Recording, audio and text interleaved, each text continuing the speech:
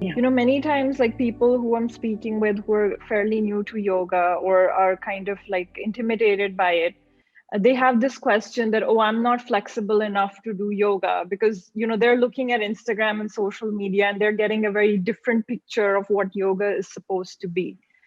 So can you, please clarify, like, what is it in yoga that, is that it can be approachable to everyone and people don't have to look at it as just doing like crazy acrobats and Yeah. thinking that that's what yoga is. That's a wonderful question, Ansuya, and thank you for bringing that up. Mm-hmm. Because yoga these days, if you type in Google or if you type on Instagram, you're going to mostly see a bunch of very fit people doing impossible postures. And for us, this seems very hard for us to achieve, right? Because you look at that and you think there's no way I can put my chin on my knee and be in this impossible posture. So hence yoga is not for me. But yoga in its essence simply means union. The word yoga means union. And very poetically, they would describe it as being one with creation, being one with God, or being completely egoless. But all these descriptions, of course, are very far away. And for most people, yoga is represented as extremely difficult postures.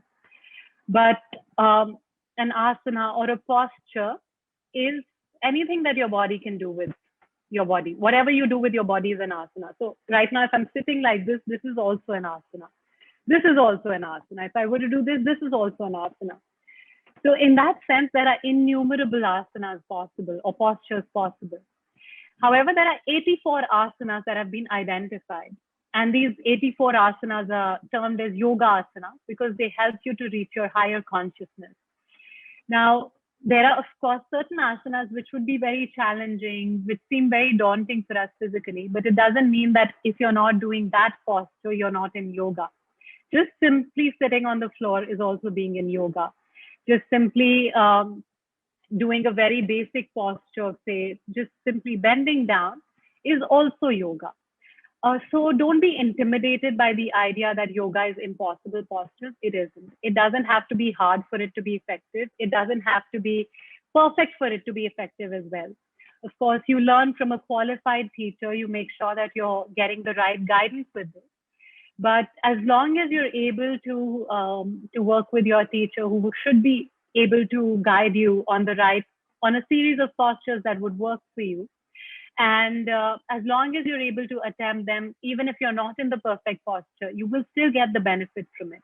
As long as you're able to keep a certain awareness of your alignment and consciously approach the practice. So this is one of the things also that I wanted to touch upon, which was when approaching yoga and meditation and pranayama practices, ensure you do it with a certain amount of awareness and consciousness. I wouldn't recommend just chasing the Instagram idea of yoga. So don't think it has to be about impossible postures.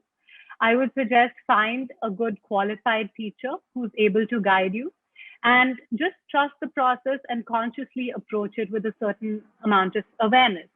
And the more traditional the practice, the lesser the chances of it having been modified or sort of diluted or corrupted in any way, because a lot of versions of what is available with like beer yoga or goat yoga, a lot of people might think that is yoga, but yoga in its truest essence is about you and your union with the cosmos. So as long as you're able to approach it in that way, it is going to work. It doesn't matter why you're doing it. You're doing it only for your well-being. That's totally okay. You don't think you're spiritual. You don't want any of the spiritual stuff that comes with it. It's completely okay. You can approach it purely for your well-being and it will still work. It will work because it's a very deep science.